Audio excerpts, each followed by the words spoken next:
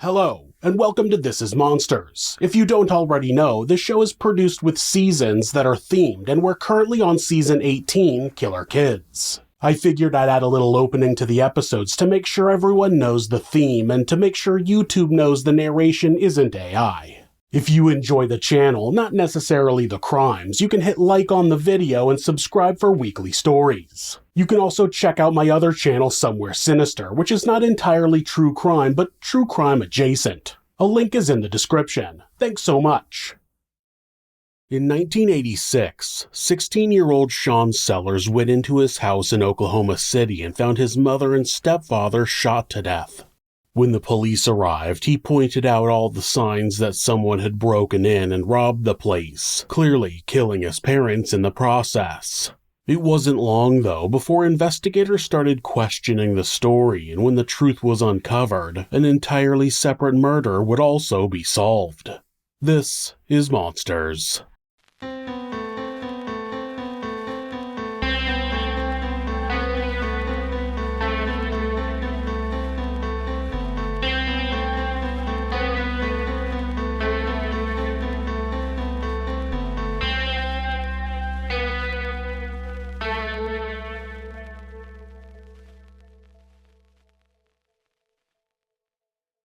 Shawn Sellers was born on May 18, 1969 in Corcoran, California, to Jason and Vonda Sellers. Jason and Vonda had married young, and Shawn was born not long after his mother's 16th birthday. Jason was an artist who had a relatively laid-back approach to life and some trouble adjusting to having a wife and a newborn. By 1972, the Sellers separated, and Vonda and Shawn moved to Oklahoma, where she had been born.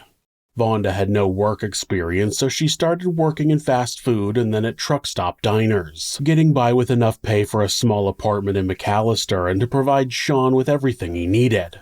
In 1974, Vonda met a man named Paul Leon Bellafato, who went by Lee. He was 11 years older than Vonda, also divorced, and had 2 children who lived with their mother. He was a former Green Beret who had served in Vietnam. He was at the end of his enlistment and had been transferred to a recruiting center in McAllister to serve out the rest of his time. By the time he was out of the service, the couple were madly in love, and fortunately, Vonda's father, Jim Blackwell, liked Lee and taught him the basics of being a mechanic. Lee was able to find a job as a mechanic and a tow truck driver at a local shop, and he and Vonda got married on January 1st, 1977. The family was strong, and Lee was a great father figure to Shawn, but in the late 70s, there was an economic recession and Lee lost his job. Jim had worked as a mechanic for a trucking company for a long time and was able to get Lee a job as an over-the-road truck driver, but of course, that meant long periods of time away from home. He and Vonda came up with a plan to drive the truck as a team, which meant they could travel longer distances in shorter periods of time. While they were out for 3 to 4 weeks at a time, Shawn would live with Jim and Vonda's stepmother, Geneva. It was supposed to be a short period where Lee and Vonda could save up enough for a house, but it turned into 4 years. Over that time, Shawn would see his mother 4 times each month. The Blackwells lived in the very small town of Ravia, and Shawn attended Ravia School, which went up to the 8th grade. He was said to have had above-average intelligence, loved to write and draw, and had a tendency to rescue stray cats. After 4 years of saving money, Lee and Vonda decided that they could make more money on the West Coast. They withdrew Shawn from school, said goodbye to Jim and Geneva, and headed west. In California, the Bellafatos found a new babysitter for Shawn. He was only 8 years old when she showed him books about Satanism and the occult. He became obsessed with what was inside those books, and his drawings turned from science fiction to dark and demonic. The family was only in California for 6 months before returning to Oklahoma, but it was more than enough time for Shawn to know he wanted to be involved with what he was seeing. Back in Oklahoma, Shawn went back to his grandparents' house and was re-enrolled at Ravia School. Lee and Vonda started working for another trucking company, being away for long periods of time. The constant moving was likely confusing for the young boy, and he may have looked to the occult for some answers about his place in the world. The Bellafatos had a 1-year contract with a trucking company out of Cushing, and when that ended, they were finally ready to use the money they had saved to settle down. Once again, they pulled Shawn out of school, said goodbye to Jim in Geneva, and moved, but this time they just moved back to McAllister, about an hour and a half northeast of Ravia. Lee had landed a job as a tanker truck driver where the pay was enough that Vonda could stay home and raise Shawn. Finally, Shawn began attending the Will Rogers Elementary School where he wasn't really noticed much. He floated through elementary school and then middle school, being of a higher intellect than the other students. Him being able to easily answer the teacher's questions likely intimidated the kids around him. He remained pleasant to everyone, even his mother, when she asked him to do chores. After some years, the kids at school were finally starting to warm up with him, but then the family moved again. In 1981, Lee's job moved him to Piedmont, 2.5 hours west of McAllister and just northwest of Oklahoma City. Once at his new middle school, Shawn tried harder to foster friendships by joining the football and track teams. He also started lifting weights. At home, he did his chores and his homework with no complaints. He had a deep desire to please his mother and stepfather, but after time, it didn't seem like his parents' approval was enough. After some time, Shawn eventually struck up a conversation with another student named Richard, who also played football and track. They both found they had a lot in common, including a love of science fiction and an interest in a newly discovered game called Dungeons and Dragons. Richard and some other boys would spend every weekend playing the game, and to Shawn it became an obsession. He wanted to learn everything he could about the characters in the game, so he went to the library and stole some books about wizards, witches, and Satanism. In an effort to get Shawn to spend some time away from the game, over summer break, Vonda sent him to a 2-week camp through the local church. While there, he met a girl and developed his first relationship. He was finally settling into town, with friends, a girlfriend, and some hobbies. That's when Lee and Vonda heard the call yet another time. Despite having already completed their sacrifice to be able to put down roots and be home with Shawn, the money they would be able to make was too good, so the family moved to Greeley, Colorado. In 1983, Shawn was about to turn 14, so Lee and Vonda decided that he would be able to stay home on his own while they were out driving. He was a responsible child who always did his chores and his homework and never got into trouble, so they left him in the house by himself while they drove across the country. He was dropped into the middle of 8th grade in Colorado, and he joined the football team there. He would later say that he ended up having more friends than he had ever had before in Colorado, but it wasn't long before the Belafados were moving again. He was back to Oklahoma for Shawn, this time in Okmulgee, about an hour north of McAllister. Shawn stayed with Vonda's half-sister and her husband, though unlike with his grandparents, he didn't really know the couple that well. One good thing was that he was able to spend time with his cousins, which gave him a sense of nostalgia even though they were a bit younger than he was. The instability of constant moves caused Shawn to fall into a depression, and soon he was drinking to try and ease the pain. That led to smoking marijuana and taking amphetamines. The contrast between his own parents constantly abandoning him and his aunt and uncle who provided a loving and stable family for his cousins was like salt in his wounds.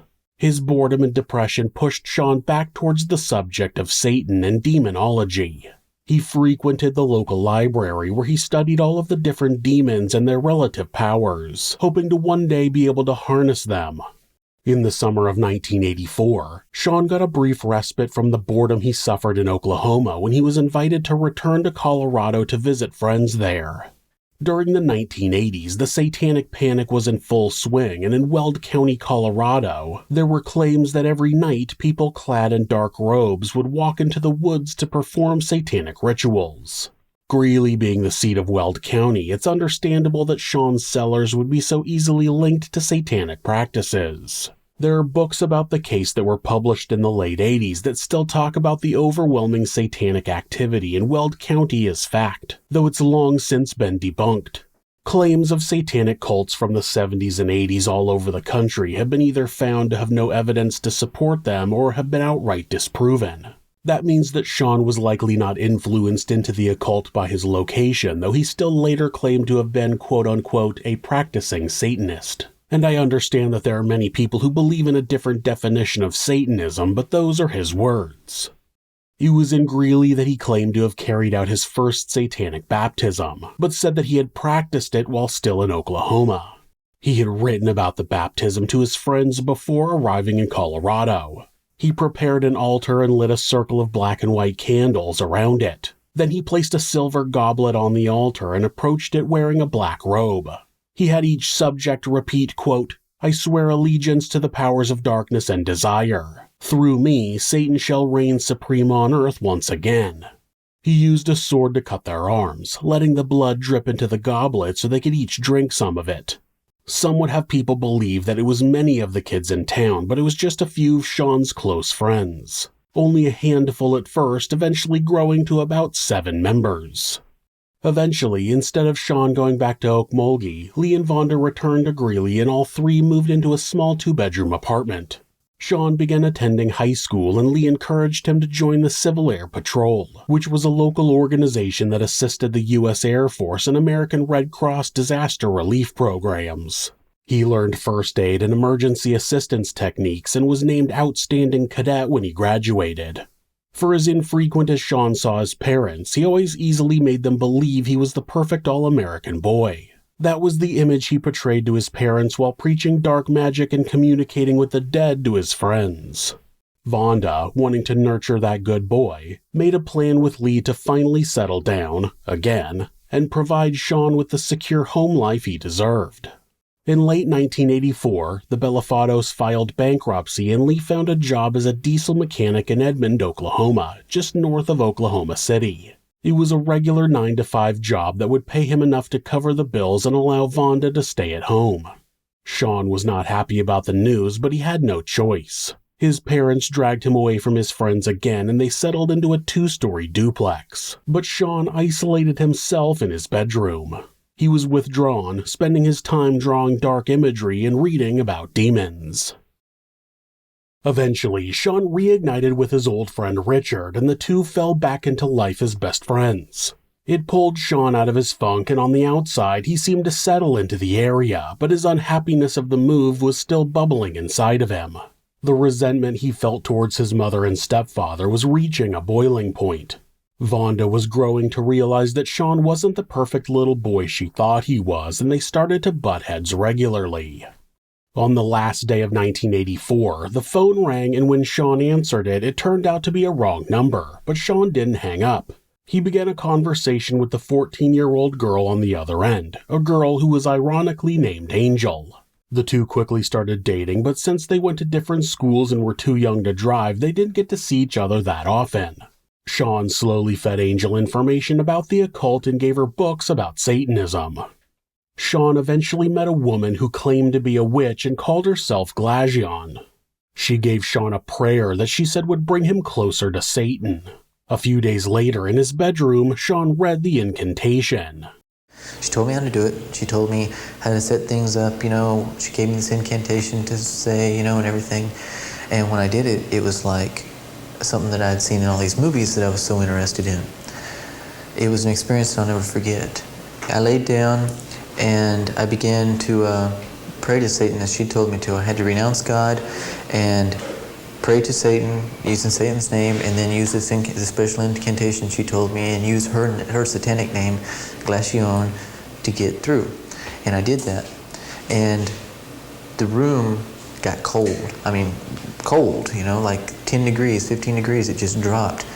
And I was thinking exorcist type stuff, And I had my eyes closed and I was laying down, and I began to feel this lifting sensation, like I'd felt when I'd sometimes do some relaxation techniques and stuff, so that didn't really surprise me. But this lifting sensation kind of it increased. It got to be more than it usually felt like, And like I said, then the room got cold, and then it's like something reached out and touched me. It was real, just like I'd reach out and touch you. These fingers, hands, something touched me. And I closed my eyes tight, and they felt like ice cold claws, and that's real out of it, I know, but that's really what they felt like. And it was just like touched me everywhere, all over my body, And then I heard an audible voice say, "I love you." Shawn was able to reel his friends in Oklahoma City into his dark beliefs just like in Greeley. He performed more baptisms and they formed a group called the Elimination. That name was because they believed their purpose was the elimination of Christianity. Shawn and Richard decided that they needed to prove their commitment to Satan by breaking the 10 commandments. Most of the commandments were easy to break, like stealing and lying. Some of them they were already doing, like worshiping another god, that being Satan. The one thing they had trouble with was the 6th commandment, thou shalt not murder. The Satanic Bible has a chapter in it called On the Choice of a Human Sacrifice. And it says that you should choose people who by their actions basically beg to be killed, who contribute nothing to society, who won't be missed, who have no one, And we picked a man that in our eyes fit this perfect description. He worked the midnight shift at a Circle K store. He had tattoos and stuff all up and down his arms. He probably looked like he'd been a speed freak or something, He had just long hair, kind of beard and stuff. Druggy, probably ex-biker or something like that. And we decided that was it. Shawn and Richard decided that the clerk at the local Circle K convenience store would be the perfect target for them to check the last commandment off their list. Robert Bauer was born on July 8, 1949 in Ohio. He had served in the military, but not much is known about his past besides the fact that he had moved to Oklahoma after leaving the service. To Shawn and Richard, Robert wouldn't be missed, but to others he was a son, a father, a brother, and a friend. Robert wasn't necessarily in a great spot in life. He was estranged from his wife and hadn't seen his kids in a while, and his girlfriend had recently broken up with him. He didn't make a lot by working at the convenience store, but he was able to make extra by selling drugs on the side. Shawn would later claim that Richard had stolen 2 guns from his grandfather, and the boys brought one of them with them when they stopped at the Circle K on the evening of September 7, 1985. According to Shawn, he tried to shoot Robert once but missed. As Robert turned to run, Shawn shot him just behind the left ear, but the clerk didn't go down. Both Shawn and Richard chased him before Robert slipped and fell. Then Shawn shot him in the side. They didn't steal any money or merchandise, they just fled the scene. There are multiple versions of the murder, with Richard later claiming that he wasn't involved at all. He claimed that Shawn had stolen the guns and brought them along without his knowledge. There's also a version that claims that Shawn shot Robert simply because he wouldn't sell them beer. Early the morning of September 8th, a group of young adults were headed home from a nightclub when they stopped into the Circle K. They looked around but didn't see a clerk. One of them peered over the counter and noticed a knocked-over coffee cup and blood spattered on the cash register. When she walked to the back of the store, she saw Robert sprawled on the floor in the hallway near the restrooms. Being a nurse, the woman immediately checked for a pulse but couldn't find one. The clerk's skin was cool to the touch, which meant that he was gone. 911 got the call about the grisly discovery at 2:16 a.m. On the scene of the Circle K on the corner of Council Road and 122nd Street, which is now a 7-Eleven, Detective Bill Cook met with the officers that were already on the scene. Of course, at first they assumed it was a robbery homicide. When the detective checked the register, it didn't look like any money had been taken. When the medical examiner arrived, he removed Robert's wallet from his pocket and found $98 in it. The idea that Robert was the victim of a robbery gone wrong was starting to fade, and since the killers had no connection to the victim, they were outside of the detective's radar. They didn't have a hard time coming up with any suspects, though. Robert had dealt drugs and had enough criminally minded acquaintances that Detective Cook had a lot of work ahead of him. Unfortunately, it would all be a waste of time. In the months that followed the murder, both Shawn and Vonda began working as servers at a local pizza parlor. Richard had also disappeared with his girlfriend due to her father trying to break them up. Vonda began voicing her dislike of Angel. She didn't think the girl was good enough for her son, and she was afraid that the young girl would get pregnant. Without his best friend around as an outlet, Shawn began laying awake at night, stewing about his parents' feelings about Angel. He started to believe that he would be better off if they weren't alive. At the end of February of 1986, Lee and Vonda spent a week in Acapulco while Shawn stayed at the duplex by himself. He would come home every day, complete his homework, and then go to work. Then he would use the solitude of the house to practice his satanic masses. He also used the time to use Vonda's sewing machine to make hooded robes for his rituals.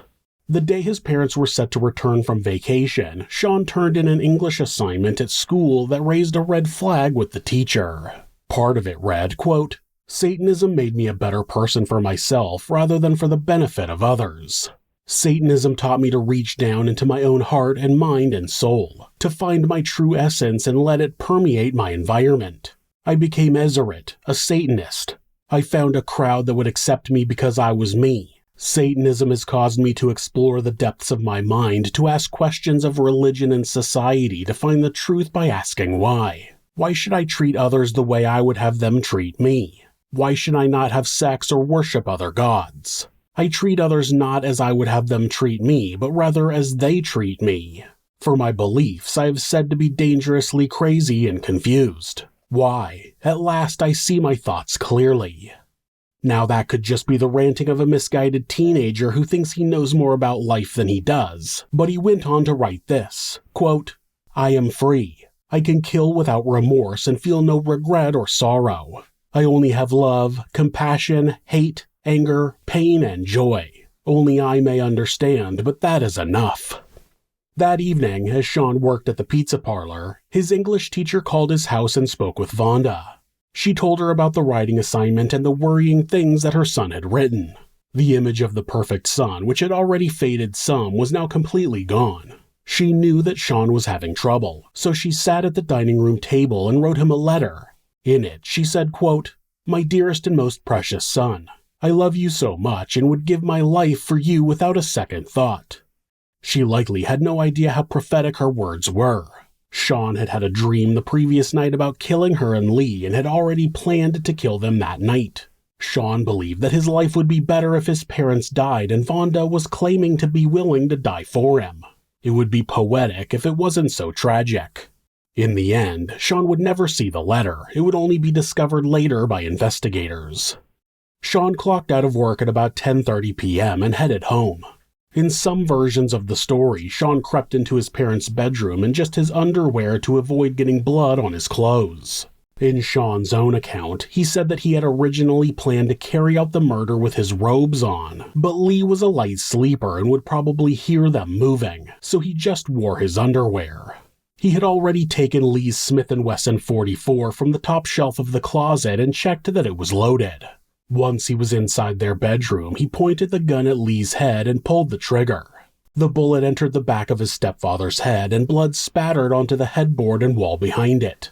He jerked a bit, but the single bullet killed him quickly.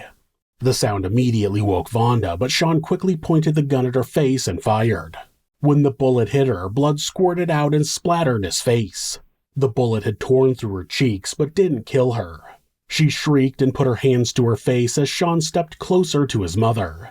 He pointed the gun at her and shot her a second time in the head, killing her. Shawn laughed at the idea that he had finally freed himself from under his parents' thumb. Then he took a shower and washed the blood off of his body. In his room, he collected the items that were related to his satanic ritual so he could get rid of them. Then he went around the house and made it look like a robbery had taken place. He removed the piece of wood from the sliding door that kept it secure and pulled out drawers. Once he felt like he'd set the scene, Shawn grabbed the gun and headed to Piedmont. Richard had returned to town with his now wife, and Shawn's plan was to use his best friend as an alibi. Richard had been asleep when Shawn arrived, and Shawn immediately handed him the gun wrapped in a towel and told him to get rid of it. Then his plan was to claim he had stayed the night at his friend's house that evening. The next morning, Shawn was going to say that he had overslept and was going to be late to school, so he was going to stop at the pizza parlor to get a note from his mother. The restaurant staff would see him there looking for Vonda, which would add credibility to his alibi. Then, once he was told Vonda wasn't there, he'd go to his house where he would find his mother and stepfather dead. The following morning, Shawn, Richard, and Richard's wife headed out of their house and made a stop at the pizza parlor as planned. Shawn was told that his mother's shift hadn't started yet, so the trio moved on to the next step of the plan.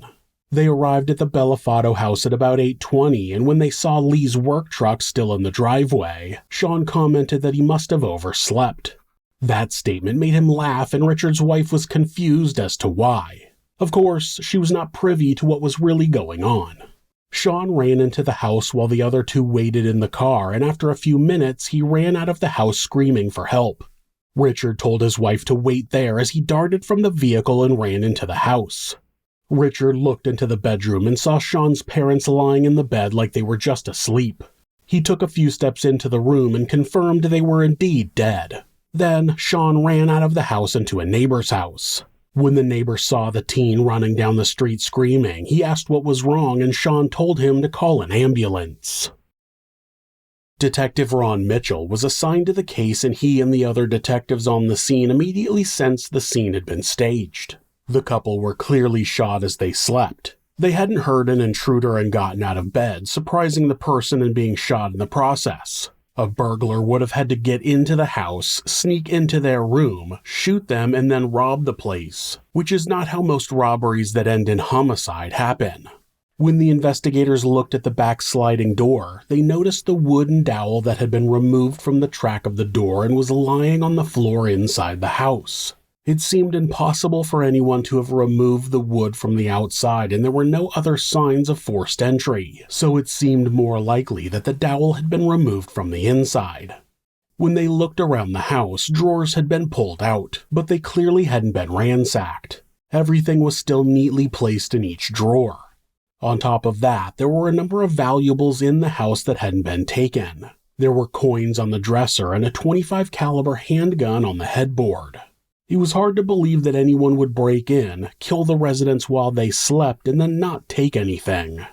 When Shawn was interviewed in the back of a police cruiser, he retold the story of what had happened that morning, which was technically true. He did go to the restaurant and then to his house where he found his parents dead.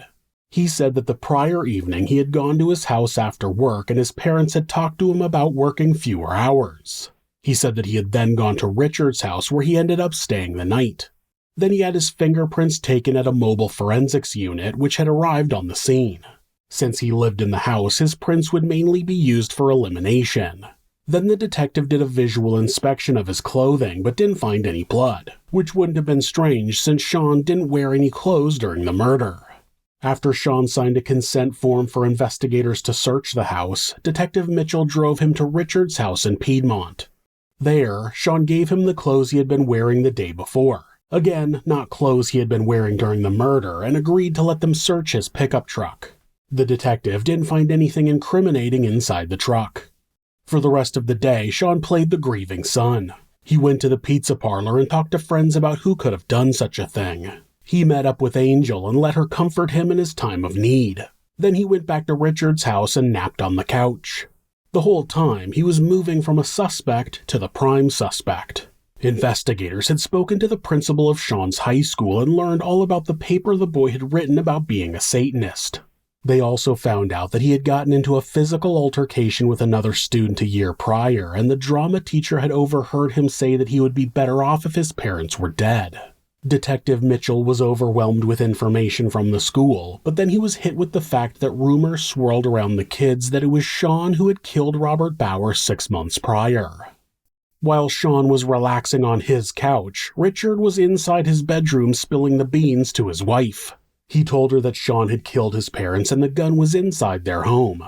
He had hidden it inside a heater vent in the living room. She panicked, but he assured her that he would get rid of it as soon as he could. That night, Shawn stayed at Angel's house, so Richard snuck the gun out of his house and put it in the garbage can at his grandfather's house.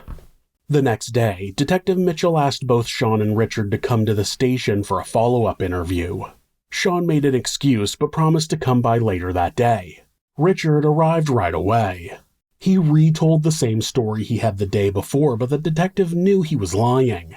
He just flat out told him he knew and that the teen needed to come clean. Richard said he was afraid of Shawn, but after a brief pause, he admitted that Shawn had indeed killed Lee and Vonda Bellifato. When Mitchell asked where the gun was, Richard told him the truth and the detective grabbed his keys and had the boy take him there. Fortunately, the garbage hadn't been picked up by then, and when they searched the can, they found the gun wrapped in a towel, placed in a pizza box, shoved in a plastic bag, and then placed under a different plastic bag. It would contain the evidence they needed to prove that Shawn was the murderer. On the trip to retrieve the murder weapon, Detective Mitchell asked Richard about the Circle K murder, and with a sigh, Richard admitted that Shawn had committed that crime as well. Richard's story of the night differed quite a bit from Shawn's version. He told the detective that he hadn't been inside the shop when Robert was killed and only helped return the gun to his grandfather's house. Even so, the detective read Richard his rights and placed him under arrest as soon as they returned to the police station. Richard's grandfather eventually brought the .357 in question to the police station and turned it over to investigators. When Shawn showed up at the police station not long after that, he was quickly placed under arrest for the murder of his mother and stepfather. When they tried to question the teen, he refused to say anything. At the same time, Richard was in the other room giving a full and detailed account of what happened on the evening of March 5th. Then Detective Bill Cook was approached by Detective Mitchell, who said, quote, "I think we just solved the Circle K murder." Cook's jaw dropped, and despite being about to head home, he accompanied Mitchell into the interview room and was introduced to Richard, who had quite a story for him. When Richard was about finished with his statement about both murders, he had one more thing to add. He told the detective that Shawn said that if he were ever caught, he would just plead insanity, and it seemed that he was not lying. Shawn Sellers was charged with 3 counts of first-degree murder, and Richard was charged with 1 count of first-degree murder. At that point, his claims of not being inside when Robert was shot didn't help him. Shawn was going to be tried as an adult, but his defense filed a motion to move the case to juvenile court. That required Shawn to undergo a psychiatric evaluation, and of course, that suited Shawn just fine. He, as mentioned to his best friend, was going to plead insanity. In his initial evaluations, the doctor determined that he had an atypical personality disorder and showed signs of psychopathy. The problem was, being a psychopath isn't considered a mental illness that would deem you unable to be found guilty in court, so Shawn wouldn't be using his fallback plan during the trial. Instead, he tried another tactic. He claimed that he was attacked by demons while in jail because he had read a passage from the Bible. He claimed that he had woken up in jail one day and learned that he had been arrested for murder. He was trying to get people to believe that he was under the control of a demon and it wasn't him who had committed the murders. Sure. According to him, he had no idea that he had committed any murders when he came to in his cell, which is strange because he was still able to perfectly describe what he did during both murders. He would say in a later interview that he was proven to have multiple personality disorder, which is now called dissociative identity disorder. Supposedly, he was suddenly diagnosed with it 7 years after he was arrested. That's complete and utter nonsense. It was determined that, due to his above-average intelligence and the fact that the juvenile treatment options would not guarantee that Shawn would not kill once he was released, he was to be tried as an adult. On top of that, the prosecutor was seeking the death penalty. At the trial, the defense tried to claim that Shawn had been possessed by a demon when he committed murder, but nobody was buying that. The defense also tried to play up Shawn's addiction to Dungeons and Dragons, but Shawn would always maintain that D&D had nothing to do with the murders. Many people testified, including Richard, who had taken a deal in return for his testimony. Despite the defense trying to paint Shawn as someone who wasn't responsible for his actions because he was possessed by a demon, the jury found him guilty on all counts and Shawn was sentenced to death. Now, of course, that created quite a bit of controversy. Sentencing a 16-year-old to death is frowned upon in most developed countries, and today there are strict guidelines in the United States against giving anyone under the age of 18 a death sentence. But at the time, in the state of Oklahoma, it was an available option for someone being tried as an adult. There were many organizations that fought against the sentence and tried to get Shawn off of death row, and they were all unsuccessful. I'm not in support of executing minors, but it's what happened in this case, and there's nothing we can do to change that. I do think that some of Shawn's methods of trying to get off of death row were BS. Of course, even before the trial, Shawn had his major religious conversion and became a devout Christian, and that was all complete and utter bullshit. Shawn is a manipulator, and his religious awakening was no different. He would do an interview just days before his execution where he went on and on about how he shouldn't be executed because he had changed and he wasn't the person he was when he committed the murder. It was quite obvious that he wanted to use his Christian conversion as a means of weaseling his way out of responsibility, just like he thought he could use an insanity plea. He would go on to write a book about his religious conversion and even went on Geraldo and the Oprah Winfrey Show to try to gain support. He thought he could manipulate people into believing he was insane. Then he thought he could manipulate people into believing he was a Christian, and neither of them worked. Most of his own family said they didn't believe that his conversion was real. During the appeals process, Shawn cited his dissociative personality and religious conversion as the reason his death sentence should be overturned, but the appeal was denied. Psychiatrists have said that his mental health diagnosis would have been received shortly after his arrest, not 7 years later. Prison staff have also said that they saw Shawn rehearsing his evidence of mental illness and receiving coaching from his lawyers. Shawn appealed to the Clemency Board and the Supreme Court, and both of those were denied as well. Shawn Sellers was executed by lethal injection on February 4, 1999, with his step-siblings watching.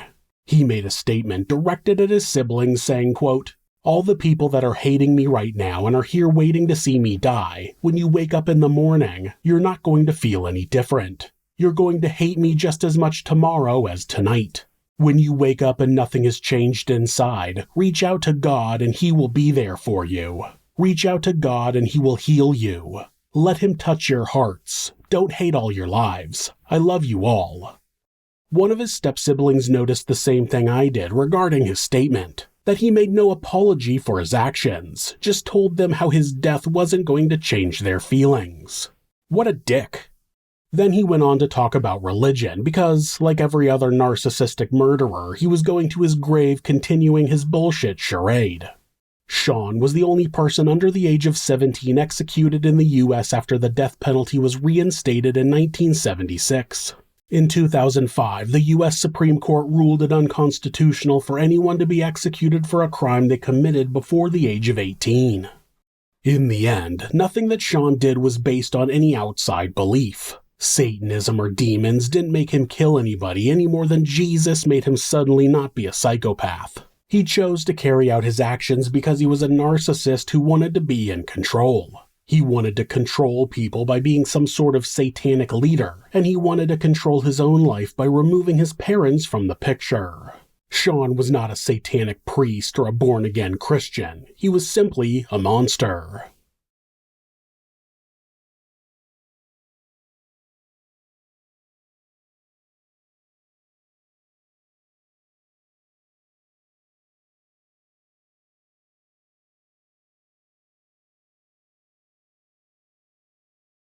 If you're a fan of true crime, hit subscribe and turn on notifications so you don't miss an episode. You can also hit like or leave us a comment. You can check out our other show, Somewhere Sinister, on YouTube or anywhere that you listen to podcasts. If you'd like to support the show, check out our merchandise at thisismonsters.com. The link is in the description. Thanks again, and be safe.